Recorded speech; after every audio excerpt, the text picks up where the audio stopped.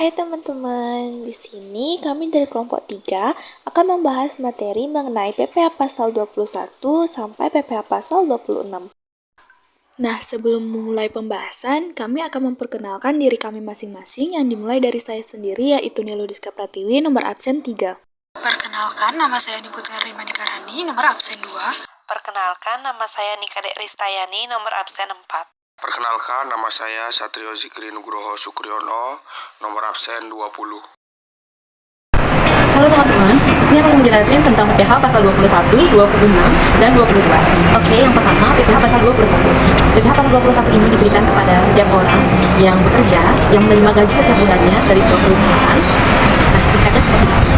Namun, dapat dikatakan juga PPh pasal 21 ini juga dikenakan kepada seorang yang tidak berstatus sebagai pegawai di sebuah perusahaan, namun diminta oleh perusahaan tersebut bekerja di sana seperti freelance. Juga dikenakan pasal 21. Dokter, pengacara, penulis, penerjemah. Nah, dalam penggunaan pajak pasal 21 ini ada batasannya, yaitu pegawai yang mendapatkan gaji setiap bulannya kurang dari 4,5 juta itu tidak dikenakan pajak 21 ini. Namun yang di atas 4,5 juta itu dikenakan. Nah, tapi juga berbeda ke seseorang yang tidak sebagai pegawai yang bekerja di sebuah perusahaan, seperti misalnya dokter, itu walaupun penghasilannya di bawah 4,5 juta tetap dikenakan pajak PPh 21 ini. Karena dianggap dokter tersebut sudah memiliki penghasilan di luar pekerjaan freelance yang dia ambil, sudah mendapatkan gaji tetap. Namun dia mencari tambahan penghasilan, sehingga tetap dikenakan PPh 21.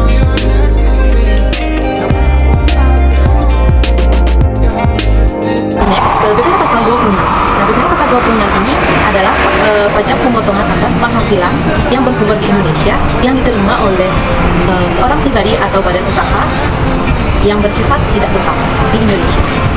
Nah, maksud dari hal tersebut adalah PPh pasal 26 ini mengacu pada orang luar negeri atau sebuah perusahaan dari luar negeri yang mempunyai saham di Indonesia atau melakukan sesuatu di Indonesia yang bersifat memperoleh keuntungan, sehingga dari keuntungan yang diperoleh tersebut dikenakanlah pajak PPh 21 ini.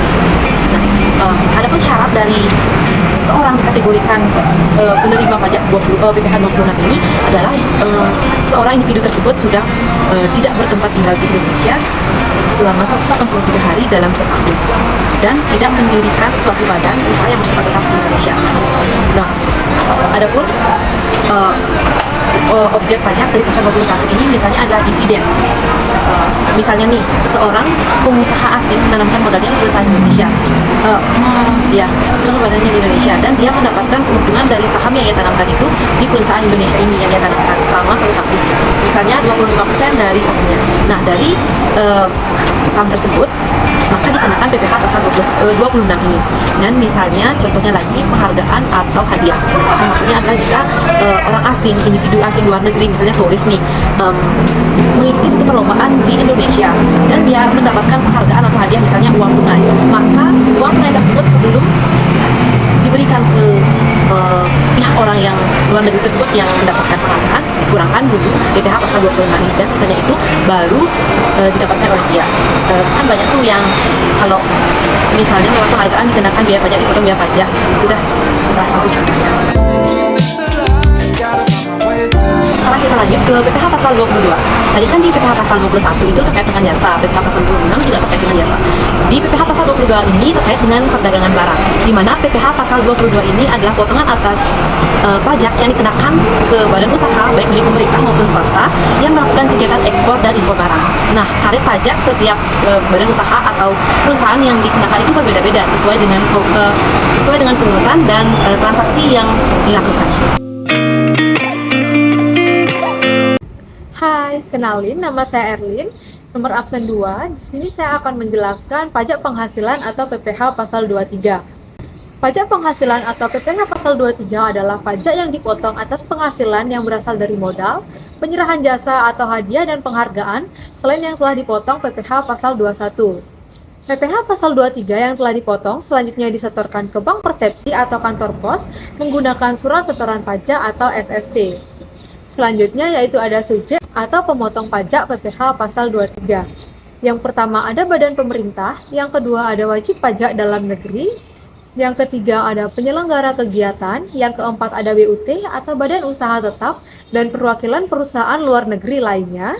Yang kelima ada wajib pajak orang pribadi sebagai wajib pajak dalam negeri yang ditunjuk oleh Kepala Kantor Pelayanan Pajak atau KPP sebagai pemotong PPh pasal 23 atas pembayaran jasa seperti akuntan, arsitek, dokter, orang pribadi yang menjalankan usahanya dengan cara pembukuan. Selanjutnya yaitu ada objek pajak PPh pasal 23. Yang pertama ada dividen, yang kedua ada bunga, termasuk premium, diskonto, dan imbalan sehubungan dengan jaminan pengembalian hutang. Yang ketiga ada royalti, yang keempat ada hadiah dan penghargaan selain yang telah dipotong oleh PPh pasal 21. Yang kelima ada imbalan sehubungan dengan jasa teknik, jasa manajemen, jasa konstruksi, jasa konsultan, dan masih ada jasa lainnya. Yang keenam, ada sewa dan penghasilan lain sehubungan dengan penggunaan harta selain sewa atas tanah dan atau bangunan. Selanjutnya yaitu ada dasar pemotongan pajak dan tarif PPh dari pasal 23. Dasar pengenaan dan besarnya tarif pungutan pajak penghasilan PPh pasal 23 bagi wajib pajak yang memiliki NPWP adalah yang pertama, yaitu ada dividen.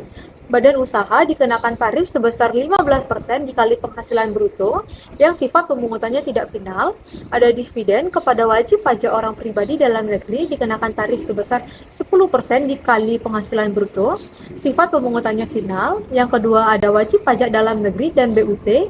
Tarif pajak dikenakannya 20%, wajib pajak luar negeri dikenakan tarif sebesar 20%, diskonto, surat pemberdaharaan negara dikenakan tarif sebesar 20%, ada royalti dikenakan tarif sebesar 15%, hadiah undian dikenakan tarif sebesar 25%, hadiah dan penghargaan dikenakan tarif sebesar 15%, imbalan sehubungan dengan jasa teknik, jasa manajemen konstruksi, konsultasi, dan jasa lainnya dikenakan tarif sebesar 2% yang sifat pemungutannya tidak final. Ada jasa dan penghasilan lain sehubungan dengan penggunaan harta selain sewa atau penghasilan lain yang telah dikenakan pajak sebesar 2%. Adapun jenis jasa yang dikenakan PPh pasal 23. Yang pertama ada jasa teknik, jasa manajemen konsultasi kecuali jasa konsultasi konstruksi. Yang kedua, ada jasa perencanaan konstruksi dan pengawasan konstruksi. Selain itu, ada jasa lain seperti jasa penilai, aktuaris, akuntansi, perancang, jasa penunjang di bidang penambangan migas, jasa penambangan hutan, jasa pengolahan limbah, jasa penyedia tenaga kerja, jasa perantara, dan masih banyak jasa lainnya. Selanjutnya ada contoh perhitungan dari PPh pasal 23. Contohnya yaitu Tuan Rama adalah wajib pajak orang pribadi dalam negeri yang menerima dividen dari PT Setia Abadi sebesar 15 juta. Selanjutnya, PT Setia Abadi memungut PPh pasal 23 atas pendapatan dividen. Nah, jadi bagaimana sih perhitungannya? Jadi seperti yang sudah dijelaskan, jika dividen yang diberikan kepada orang pribadi dalam negeri dikenakan tarif sebesar 10% dari penghasilan bruto. Jadi untuk perhitungannya yaitu 10% dikali 15 juta maka didapatkan hasilnya sebesar Rp1.500.000. Berikut merupakan link pembahasan PPh pasal 23. Pajak penghasilan pasal 24 adalah peraturan yang mengatur hak wajib pajak untuk memanfaatkan kredit pajak mereka di luar negeri untuk mengurangi nilai pajak terutang yang dimiliki di Indonesia. Bagaimana tercantum dalam pasal 24 ayat 2 UU PPh, besarnya kredit pajak adalah sebesar pajak penghasilan yang dibayar atau terutang di luar negeri, tetapi tidak boleh melebihi perhitungan pajak yang terutang. Subjek dan objek PPh pasal 24. Yang menjadi subjek PPh pasal 24 yaitu wajib pajak dalam negeri yang terutang pajak atas seluruh penghasilan, termasuk penghasilan yang diterima atau diperoleh dari luar negeri. Yang menjadi objek PPh pasal 24 adalah penghasilan yang berasal dari luar negeri. Sumber penghasilan kena pajak yang dapat digunakan untuk memotong hutang pajak Indonesia. Yang pertama, pendapatan dari saham dan surat berharga lainnya, serta keuntungan dari pengalihan saham dan surat berharga lainnya. Yang kedua, Penghasilan berupa bunga, royalti, dan sewa yang berkaitan dengan penggunaan harta benda bergerak. Ketiga, penghasilan berupa sewa yang berkaitan dengan penggunaan harta benda tidak bergerak. Yang keempat, penghasilan berupa imbalan yang berhubungan dengan jasa, pekerjaan, dan kegiatan. Yang kelima, pendapatan dari bentuk usaha tetap atau BUT di luar negeri. Keuntungan dari pengalihan aset tetap. Selanjutnya, cara melaksanakan kredit pajak luar negeri. Wajib pajak wajib menyampaikan permohonan kepada Direktur Jenderal Pajak dengan dilampiri laporan keuangan dari penghasilan yang berasal dari luar negeri. Penyampaian permohonan kredit pajak yang terutang atau dibayar di luar negeri. Batas maksimum kredit pajak.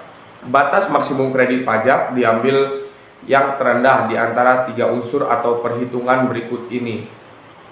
Jumlah pajak yang terutang atau dibayar di luar negeri. Penghasilan luar negeri dibagi seluruh penghasilan kena pajak dikali PPh atau seluruh yang dikenakan tarif pasal 17. Jumlah pajak yang terutang untuk seluruh penghasilan kena pajak dalam hal penghasilan kena pajak adalah lebih kecil daripada penghasilan luar negeri.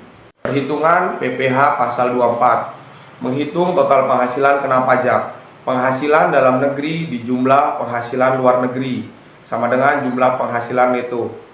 Yang kedua, menghitung total PPh terutang pajak. Terhutang 25% dikali jumlah penghasilan neto. Yang ketiga, menghitung PPh maksimum yang dapat dikreditkan. Penghasilan luar negeri dibagi total penghasilan dikali total PPh terutang. Yang keempat, menghitung PPh yang terutang atau dipotong di luar negeri 20% dikali penghasilan luar negeri. Hai, saya Diska. Di sini saya akan menjelaskan PPh pasal 25, yaitu salah satu jenis keringanan yang diberikan pemerintah pada wajib pajak dalam hal pembayaran pajaknya, yaitu pembayaran pajak atas penghasilan yang dibayarkan atas angsuran tiap bulan yang bertujuan untuk meringankan beban wajib pajak yang kesulitan melunasi pajak terutang dalam rentang waktu 1 tahun. Yang artinya wajib pajak dapat membayar pajak dengan cara mengangsur alias dibayar setiap bulannya ketimbang dibayar sekaligus untuk 1 tahun.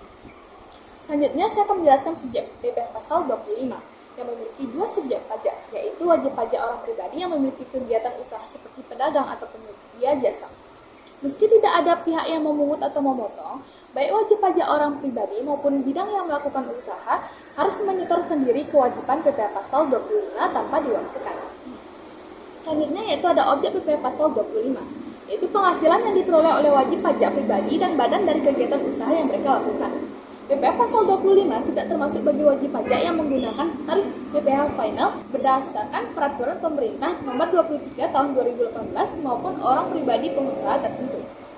Selanjutnya yaitu ada tarif PPh pasal 25. Tarif ini yang diberlakukan bagi suatu badan usaha yang berdasarkan tingkat peredaran bruto yang dimiliki.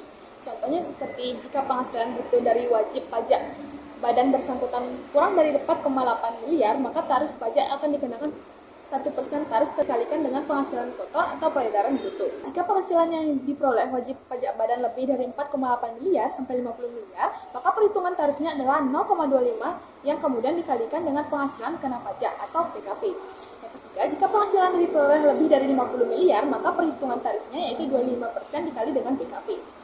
Selanjutnya itu ada batas waktu pembayaran PPh pasal 25, yaitu harus dibayar paling lama 15 bulan berikutnya setelah masa pajak berakhir.